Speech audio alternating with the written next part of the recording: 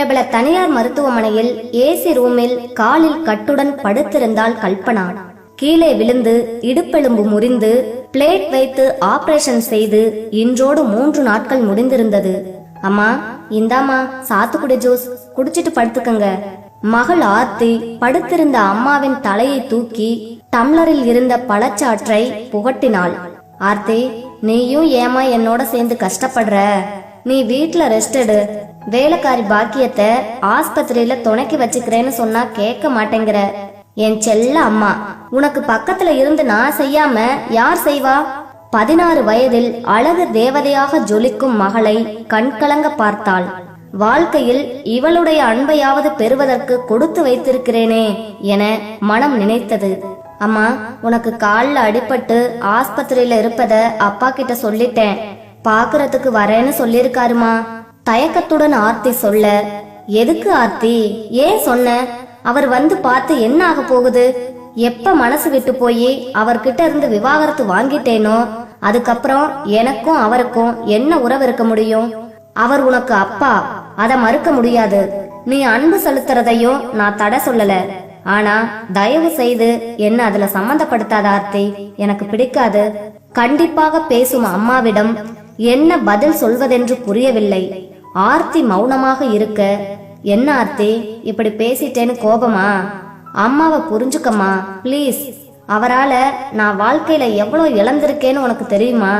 என்ன ஒரு மனுஷியாவே மதிக்காத அவரது ஆணவம், மனதை நோக செய்த அவரது வார்த்தைகள், எல்லாத்துக்கும் மேல் அவரோட வேலை பார்த்த பெண்ணுடன் தொடர்பு வச்சிருக்காருன்னு தெரிஞ்ச பிறகும் என் பெண்மைய விட்டு கொடுத்து வாழ மனசு வரல ஆர்த்தி. சட்டப்படி பிரிஞ்சிட்டோம். செல்வந்தருக்கு ஒரே மகளாக பிறந்த நான் வாழ்க்கையில் தோத்து போயிட்டேன். கடலளவு பணம் இருந்து என்ன பிரயோஜனம்? என் வாழ்க்கையை சூன்யமாக்கி போன அந்த மனுஷனை நினைக்க கூட எனக்கு பிடிக்கல. சரிமா, நீ ரெஸ்ட் எடு. தேவையில்லாம பழைய விஷயங்கள்லாம் பேசி மனச காயப்படுத்திக்காத என்று ஆர்த்தி ஆறுதலாக சொன்னாள். சிறிது நேரம் அமைதியாக இருந்தவள், ஆர்த்தி, சரண் கிட்ட பேசினியா? நல்லா இருக்கானா? குரலில் பாசம் இலையோடியது. விவாகரத்து கோர்ட்டில் முடிவாகி சரணை அப்பாவிடமும் ஆர்த்தியை அம்மாவிடமும் வளரும்படி தீர்ப்பு வர மகனை பிரிய தவித்து போனாள் கல்பனா.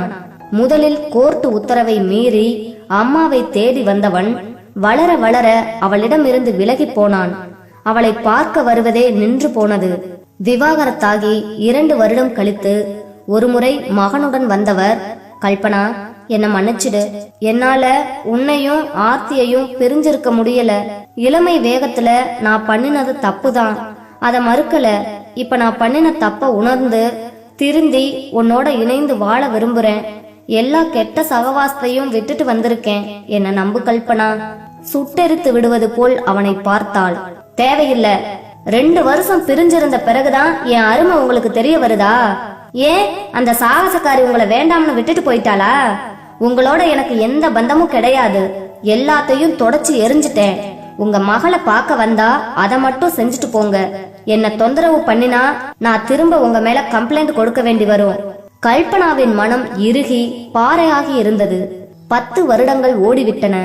கதிரேசனும் தன் வேலையை பெங்களூருக்கு மாற்றல் வாங்கி சென்றுவிட தன் கவனம் முழுவதையும் மகளிடம் செலுத்தி வாழ ஆரம்பித்தாள் கல்பனா. வலியின் காரணமாக தூக்கத்திற்கு மருந்து கொடுத்திருக்க நன்றாக தூங்கி விழித்த கல்பனா ஆர்த்தி அவள் அருகில் நின்று கொண்டிருப்பதை பார்த்தாள். ரொம்ப நேரம் தூங்கிட்டேன் போல இருக்கு. நீ சாப்பிட்டியா? வீட்ல இருந்து சாப்பாடு வந்துச்சாமா? நான் சாப்பிட்டாச்சுமா. அப்பா வந்து உன்னை பார்த்துட்டு போக வெளியே காத்துக்கிட்டு இருக்காரு. கல்பனாவின் முகம் சுருங்கியது. வேண்டாம் ஆர்த்தி, நீ பார்த்து பேசிட்டல்ல, அப்புறம் என்ன, போக சொல்லு ஆர்த்தி. அம்மா பிளீஸ், எனக்காக யாரோ ஒருத்தர் மாதிரி 5 நிமிஷம் வந்துட்டு போகட்டுமா? உன்னை பார்க்கத்தான் பெங்களூர்ல இருந்து வந்திருக்காரு. பிளீஸ்மா. சரி, வர சொல்லு. கல்பனா, உனக்கு அடிபட்டு ஆபரேஷன் ஆகி இருக்குன்னு ஆர்த்தி சொன்னதுல இருந்து மனசு தவிப்பா இருக்கு. இப்ப வலி எப்படி இருக்கு? பரவாயில்லையா? குரலில் கருணையுடன் பேசும் கணவனை பார்க்காமல் சுவற்றை பார்த்தபடி, எனக்கு ஒண்ணும் இல்ல, நான் நல்லாத்தான் இருக்கேன். பார்த்தாச்சு இல்லையா? நீங்க கிளம்பலாம். உனக்கு என் மேல உள்ள வெறுப்பு இம்மியளவும் குறையலன்னு உன் பேச்சில இருந்து தெரியுது கல்பனா. எத்தனை வருஷம் ஆனாலும் அது மாறாதுன்னு புரிஞ்சுக்கிட்டேன். என்ன மன்னிச்சிடு. உடம்ப பாத்துக்க, நான் வரேன். அறையின் வாசலில் நின்றிருந்த ஆர்த்தி உள்ளே சென்றவர் மறுநிமிடமே திரும்பியதிலிருந்து அங்கு என்ன நடந்திருக்கும் என்பதை உணர்ந்தவளாய் அப்பாவின் கைகளை பிடித்து, சாரிப்பா, அம்மாவை நான் பாத்துக்கிறேன், நீங்க கிளம்புங்க. சரண நான் மிகவும் கேட்டதாக சொல்லுங்க. சரணும் வந்திருக்காமா, கார்ல உட்கார்ந்து இருக்கான். என்ன, சரண் வந்திருக்கானா? அம்மாவை வந்து பாத்துட்டு போகலாம் இல்லையா? நான் கூப்பிட்டேன், அவன் வர மறுத்துட்டான். வாங்கப்பா, நானே தம்பிய நேர்ல பார்த்து கூப்பிடுறேன். அவருடன் கார் நிற்கும் இடத்தை நோக்கி சென்றாள். காரில் உட்கார்ந்திருந்த சரணை நெருங்கியவள், சரண் எப்படி இருக்க? தம்பியை அணைத்து கொண்டாள். அக்கா, நீ நல்லா இருக்கியா? அப்பா மட்டும் தனியா வர்றாரேன்னு நானும் துணைக்கு வந்தேன். வந்தது சரி, உள்ள வந்து அம்மாவை பார்த்துட்டு போ சரண். நீ வந்து எத்தனை வருஷமாச்சு? அம்மா உன்னை பார்த்தா எவ்வளவு சந்தோஷப்படுவாங்க தெரியுமா? அவங்களுக்கு எப்பவும் ஓ நினப்புதான். ஆபரேஷன் முடிந்து படுக்கையில இருக்கிறவங்களுக்கு ஆறுதலா 4 வார்த்தை பேசிட்டு போ சரண். தேவையில்லக்கா, எனக்கு அவங்கள பார்த்து பேசணும்னு தோணல. நான் அப்பாவுக்காக தான் வந்தேன். நாங்க கிளம்புறோம். பிளீஸ் சரண், எனக்காக, இந்த அக்காவுக்காக வாடா. கெஞ்சலுடன் கூப்பிடும் அவளை பார்த்தான். போய் பார்த்துட்டு வா சரண். என்ன இருந்தாலும் அவ உன்னை பெத்தவ. அடிவாசல் வர வந்துட்டு நீ பார்க்காம போனது தெரிஞ்சா ரொம்ப வருத்தப்படுவா. அப்பாவும் சொல்ல, சரிப்பா, போயிட்டு வரேன். ஆர்த்தியுடன் உள்ளே வந்தான். கண்மூடி படுத்திருந்த கல்பனாவிடம் வந்த ஆர்த்தி சந்தோஷ குரலில், அம்மா, உன்னை பார்க்க சரண் வந்திருக்காமா. கண்களில் பாசம் மின்ன வாசலை பார்த்தாள். வெளியே நிக்கிறான், இருமா வர சொல்றேன். சரண், அம்மா கிட்ட ஆறுதலா பேசிட்டு வா, நான் அப்பாவோட கார்ல இருக்கேன். உள்ளே நுழைந்த மகனை கண்ணீர் மல்க பார்த்தாள். என் மகன் எவ்வளவு பெரியவனாக வளர்ந்திருக்கிறான். இவனை பிரிந்து வாழ வேண்டிய நிலையில் ஆண்டவன் என்னை வைத்து விட்டானே. 6-7 வருடங்களுக்கு பின் மகனை பார்த்தவள் உடைந்து போனாள். பேசாமல் நின்ற சரணை பார்த்தவள், சரண் வாப்பா, நீ வந்ததுல அம்மாவுக்கு எவ்வளவு சந்தோஷம் தெரியுமா? என் மனசுல உன்னை எப்பவும் நினைச்சிட்டே இருப்பேன் சரண். இந்த அம்மாவை பார்க்கணும்னு உனக்கு தோணலையாப்பா? வராமலே இருந்துட்டியே. எதுக்காக இந்த நாடகம், கண்ணீர் எல்லாம்? உன்னை பத்தி எனக்கு தெரியும். அக்கா வற்புறுத்தலால தான் நான் வந்தேன். உன் மேல உள்ள பாசத்தால வரல. சரண், அம்மா கிட்டயா இப்படி பேசுற? நான் உன்னை பெத்தவடா. தெரியும், அத மறுக்க முடியுமா? ஆனா உனக்கு உன்னோட வாழ்க்கை தானே முக்கியம். இதுல பிள்ளைங்க எங்க வந்தாங்க?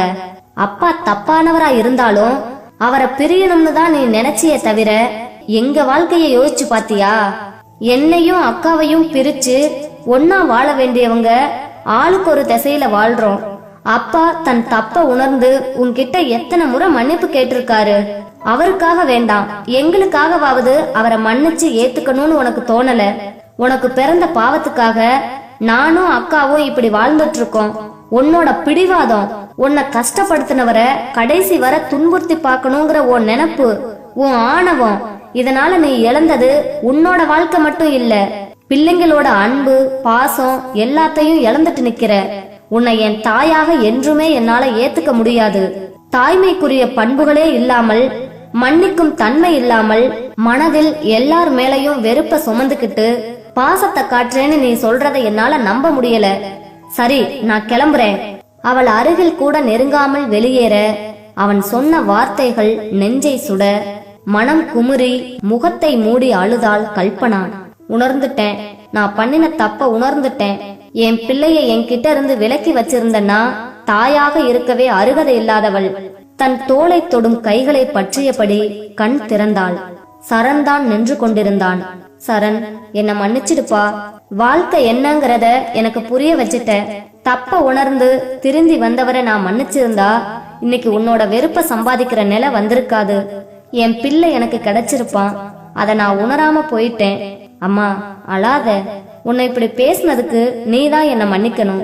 நீயும் அப்பாவும் ஒன்னு சேரணும். உங்க 2 பேர் நிழல்ல நானும் அக்காவும் சந்தோஷமா இருக்கணும். அதுதான் என்னோட ஆசை. நிறைவேற்றி வைப்பியாமா? மகனை தழுவி கொண்டாள். உடைஞ்சு போன என் கால் மட்டும் ஒன்னு சேரல, உடைஞ்சு போன எங்க 2 பேர் வாழ்க்கையையும் நீ ஒன்னு சேர்த்துட்ட. போய் அக்காவையும் அப்பாவையும் வர சொல்லு என்று தன் மகனிடம் பரிவுடன் கேட்டாள். விழிகளில் பாசத்தை தேக்கி பார்க்கும் அம்மாவை அணைத்து முத்தமிட்டான் சரண்.